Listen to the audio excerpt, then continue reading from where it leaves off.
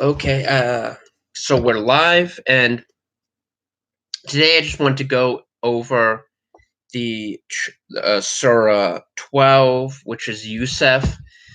And this is one of the more interesting surahs in the Quran because it tells the story of Joseph, one of the sons of Jacob, and a pivotal figure to the book of Genesis and to the history of Israel. Those of you who've read the Bible or read Genesis have probably remember the story of Joseph. He was he was taken by his brothers and thrown into a pit, captured by um, captured by captured and then sold into slavery. He was he wound up in Egypt, eventually working as the the equivalent of the prime minister of the people of Egypt. He was imprisoned falsely and accused of trying to attack Potiphar's wife.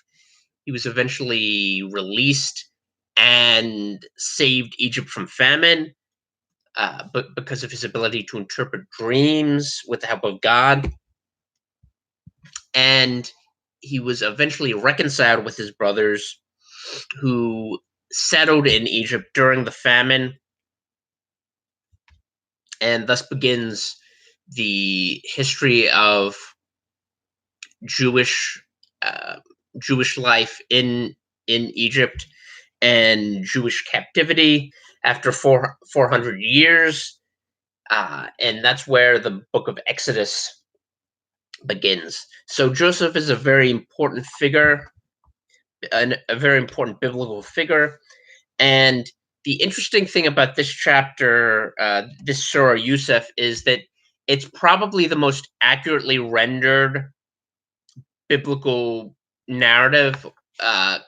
It's the most accurate part of the Bible that's included in the Quran in terms of being it actually a somewhat coherent story, but even so, it's still incredibly incredibly mangled. So even the most accurately rendered biblical narrative in the Quran, in this book, is completely butchered. And I'll show you why shortly. I'm not sure if we'll be able to finish this surah, but I'll try to hit on a few highlights. Now it begins Aleph Lam Ra, again, another disjointed verse, something that we don't understand even today. Islamic scholars can't tell you what the words that precede these surahs mean. These are the verses of the book that makes things, in parentheses, manifest.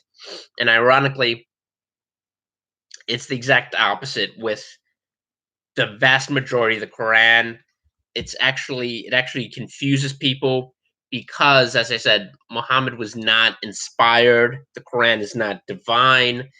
It's a combination of different bits and pieces of Arabic folklore, parts of the Torah, and parts of the Gospel that are vitiated and misinterpreted and just shoved together, much like this particular surah. But as I said, it is more accurately rendered than most parts of the Quran that rely upon chapters from the Bible. And it goes on, verse 2: surely we have revealed it in Arabic Quran that you may understand. Ironic again, because the Quran actually confuses people, and also the idea of an Arabic Quran. As I pointed out, there are lots of things in the Quran that are not Arabic, and it's not explained in the Quran how you reconcile this. The fact that there are Persian uh, that there are Persian words or roots that are included, and it's not really explained how or why this belongs in an Arabic Quran. And we go on to 3, Surah 12:3. We narrate to you the best of narratives, and this is something again that the Quran repeatedly emphasizes, that this is the best, the greatest, the the most sublime book, and it's never really explained why.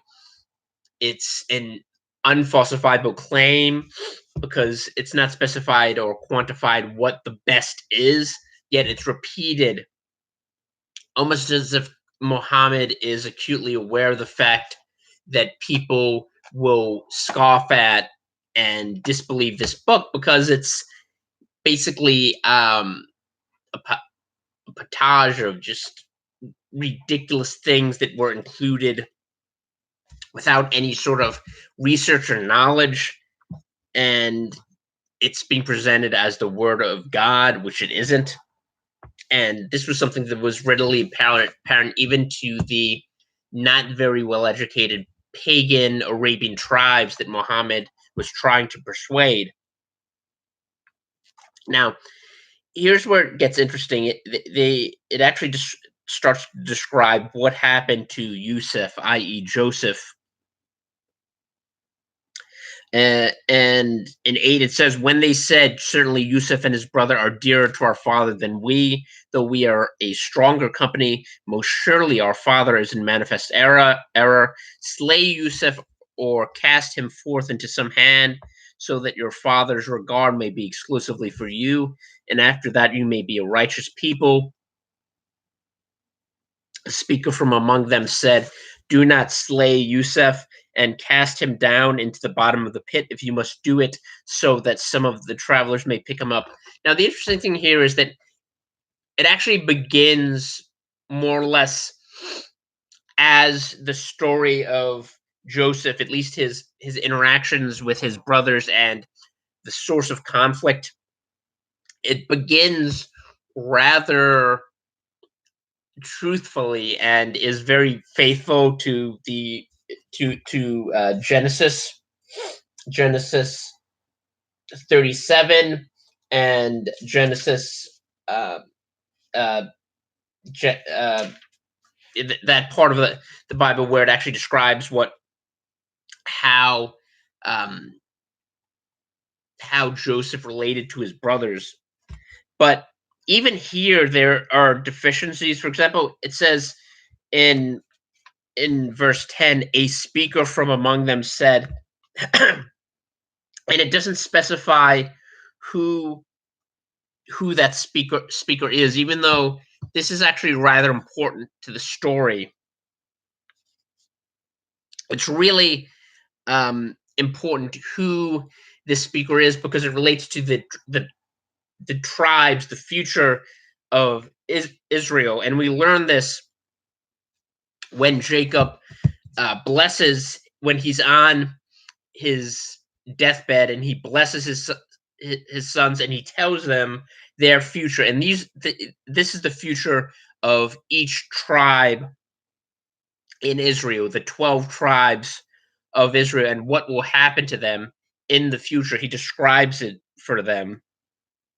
So it is important that the names of these brothers, because they'll be the names of the tribes of Israel, and their future will be delineated for them by Jacob.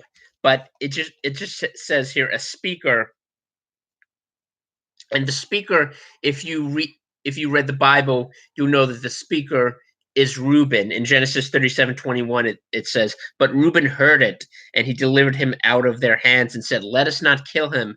And Reuben said to them, shed no blood, but cast him into this pit which is in the wilderness, and do not lay a hand on him, that he might deliver him out of their hands. and bring him back to his father. So it came to pass, when Joseph had come to his brothers, that they stripped Joseph of his tunic, the tunic of many colors that was on him. And this is Joseph Joseph's coat. And you may have heard about the play Joseph in the Technicolor Dreamcoat. Dolly Parton actually wrote and sung a great song called "Coat of Many Colors," and this is the biblical narrative uh, that they're referring to, but it doesn't specify who the speaker is here. And we continue on to 17. They said, "Our father, oh our father, surely we went off racing and left Yusuf by our goods." So the wolf devoured him, and you will not believe us, though we are truthful.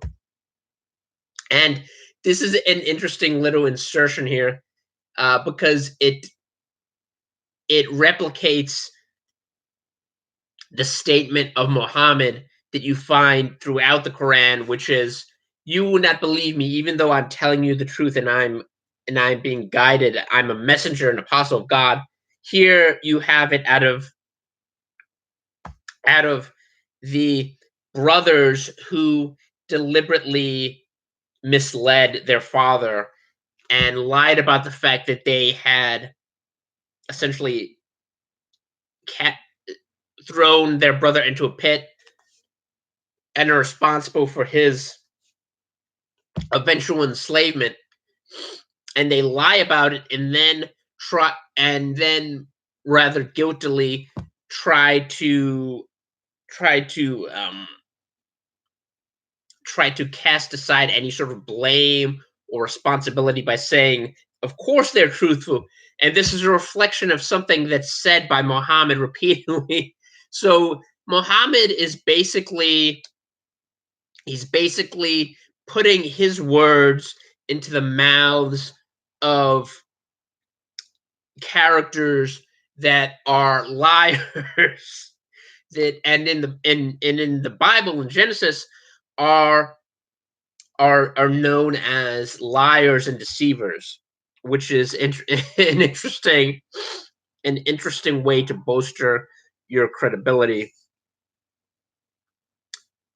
Um, let's see, and then it describes what happens to Joseph after he lands in Egypt and starts working for Potiphar. And even though it does not say who Potiphar is, it says, "And the Egyptian who bought him said to his wife, 'Give him an admirable abode.' And when he had attained his maturity, we gave him wisdom and knowledge, and thus do we reward those who do good." And then describes and then describes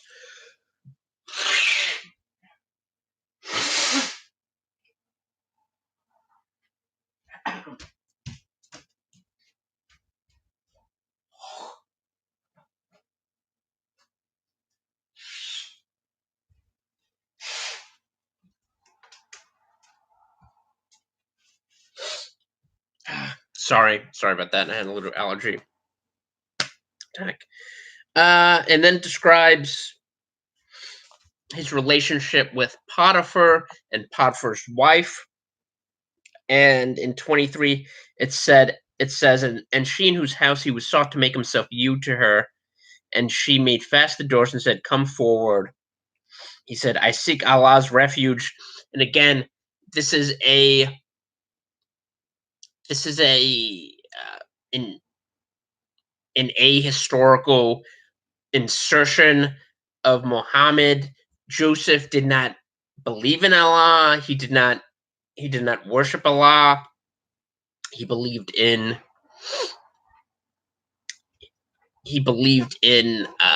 the living God, the God of his fathers, the God of Israel. But it says, but here he's saying, "I seek Allah's refuge. Surely my God made good my abode. Surely the unjust do not prosper.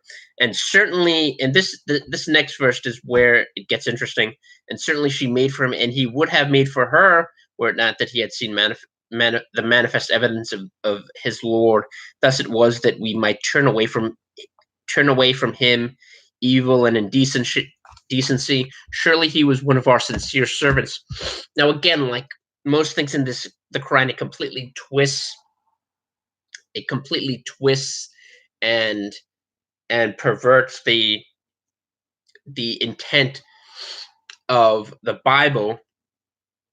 So here he actually does want us to come to Potiphar's wife, and unlike in Genesis where he resists her, and he resists her so strongly that she grabs onto his coat, and he leaves behind his coat, and this is used as evidence um, against him. But that's completely inverted in the Quran.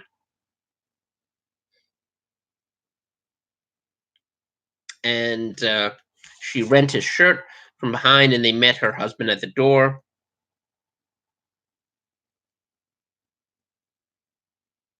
And here again, it completely twists the story. He said, she sought to make me yield to her, and to witness her own family bore witness. If his shirt is rent from front, she speaks the truth, and he is one of the liars. And if his shirt is rent from behind, she tells a lie, and he is one of the truthful. So when he saw his shirt rent from behind, he said, surely it is a guile of you women. Surely your guile is great. And this is again Muhammad inserting his bias and his antipathy towards women into the text where it doesn't exist. This is just an excuse for him to go on one of his misogynistic rants, but it's not part of the actual story.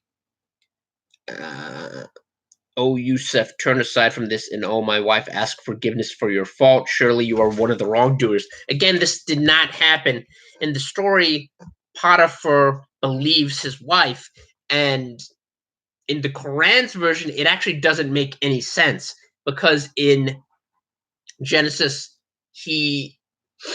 Joseph is not believed, and that's the reason he's thrown into prison. And this forms an important arc in the story of Joseph and his eventual redemption, his eventual freedom and use by God as an important servant, specifically as the regent of Pharaoh. But that's completely upended here, and Potiphar is scolding not just Joseph but his wife. And the women in the city said, the chief's wife seeks her slave to yield himself to her. Surely he has affected her deeply with his love. Most surely we see her in manifest error. And again, this story, he's completely embroidering the story and changing the meaning and inventing things that did not happen. So when she heard of their sly talk, she sent for them and prepared for them a repast, and gave each of them a knife, and said to Yusuf, come forth to them. So when they saw him, they deemed him great, and cut their hands in amazement, and said, remote is Allah from imperfection. This is not a mortal, but this is a noble angel. And again, this is just something that was completely invented. He's creating an entirely new story that has no basis in the Bible, and passing it off as some sort of God created chapter. It makes absolutely no sense, but it just continues and it goes on and on. Potiphar's wife keeps talking and saying things that are found nowhere in the Bible. And now Joseph says, "My lord, the prison house is dearer to me than that to which they invite me. And if thou not turn away their device from me, I will yearn towards them and become one of the ignorant." Thereupon his lord accepted his prayer and turned away their guile from him. Surely he is the hearing, the knowing. Then it occurred to them that then it occurred to them after they had seen the signs that they should imprison him till a time. And again, this makes absolutely no sense.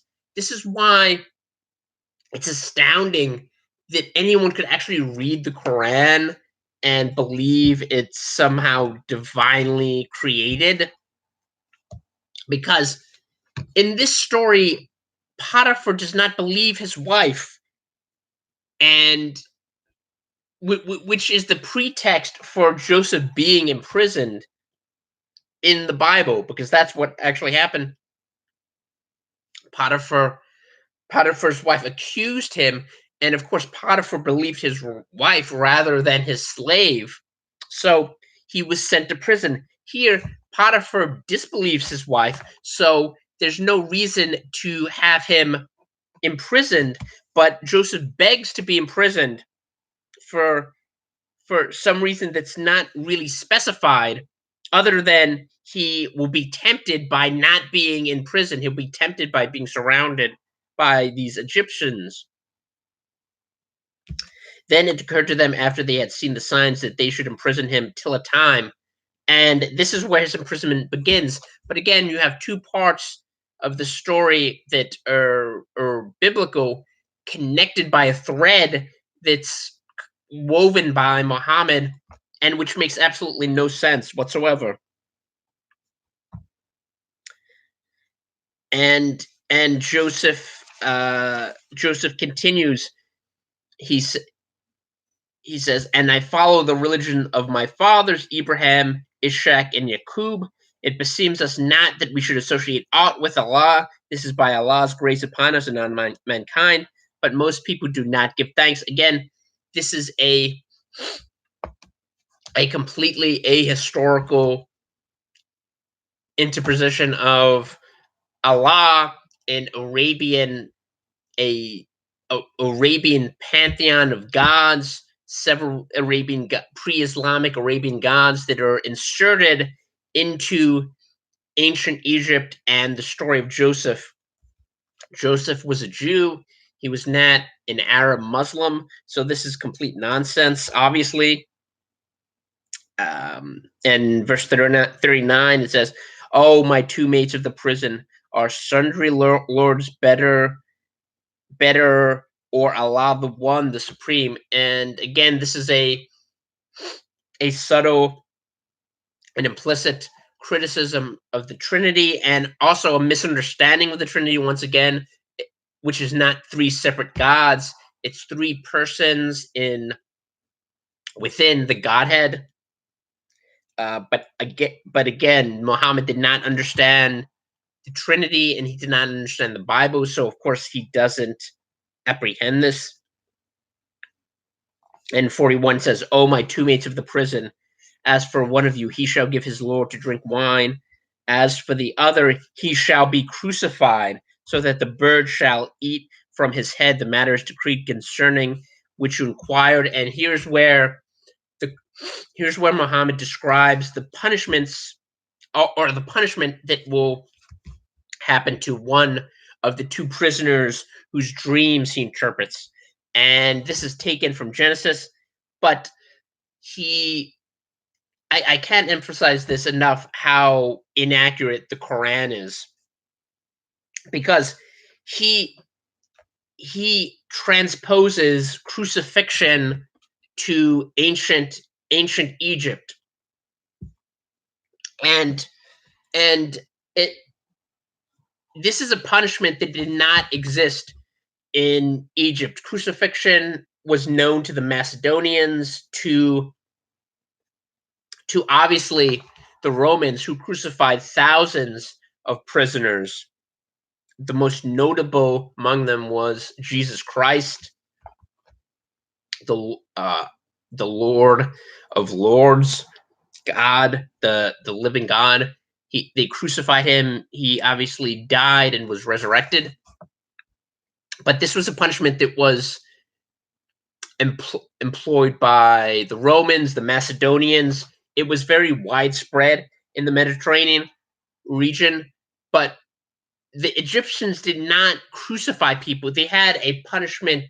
They did not crucify people or cross amputate prisoners' limbs. They had a punishment that was somewhat similar in the sense of disfiguring your hands, and they did have um, a punishment where people were a form of torture where they used nails in people's skin. But that's not what crucifixion is. Crucifixion has a very specific definition, and the Egyptians, the ancient Egyptians, at least at this time, did not crucify people. This is something that Muhammad invented and inserted into the text.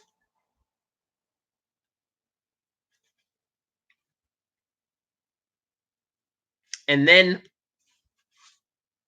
it goes on to describe how the Pharaoh's magicians could not interpret his dream, so he brought Joseph, and Yusuf describes what will happen to Egypt. Yusuf, O truthful one, explain to us 7 fat kine, which 7 lean ones devoured, and 7 green ears, and 7 others dry, that it may go back to the people, so that they may know. He said, you shall sow for 7 years continuously, then what you reap it in its ear, except a little of which you eat, then there shall come after that 7 years of hardship, which shall eat away at all that you have beforehand laid up in store for them, except a little of what you shall have preserved. Now again, this is actually a rather accurately rendered description of Joseph's interpretation of the Pharaoh's dream, what actually happened in the biblical narrative.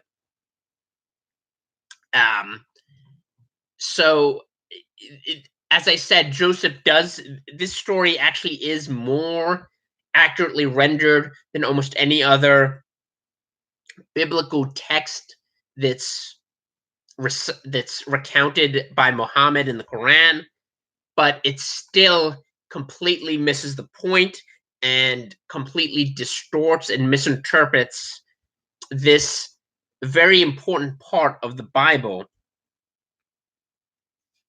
And repeatedly, it just misrepresents what happened. In 64, he said, I cannot trust in you, respect him, except as I trust in you with respect to his brother.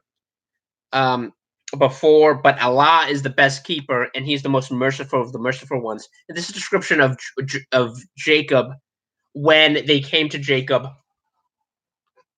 and they asked him to send their brother so that we may get the measure, and we will most surely guard him.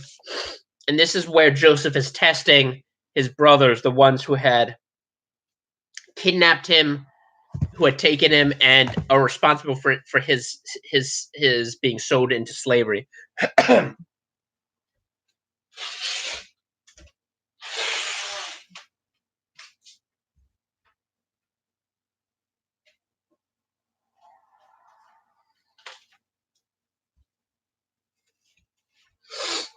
Sorry about that. And that's basically what happens in Yusuf, in Joseph. I mean, the rest of the story actually is pretty faithful, or as faithful as the Quran can be. But as I said, it's just a complete distortion of this. the story of Joseph in Genesis, it's more faithful than the rest of the Quran, but that's only comparatively speaking, because the other stories in the Quran that are taken from the Bible are just completely uh, bowlerized and distorted and recast in an Islamic light. They're sort of retconned to fit Muhammad's view, just as the story of Joseph is, but it's more accurate than most of the other plagiarized biblical stories. But if you actually want to know the true story of Joseph, you and the kept what the reason for the captivity of the Jews in Egypt is, I would suggest you read Genesis 37, 37 through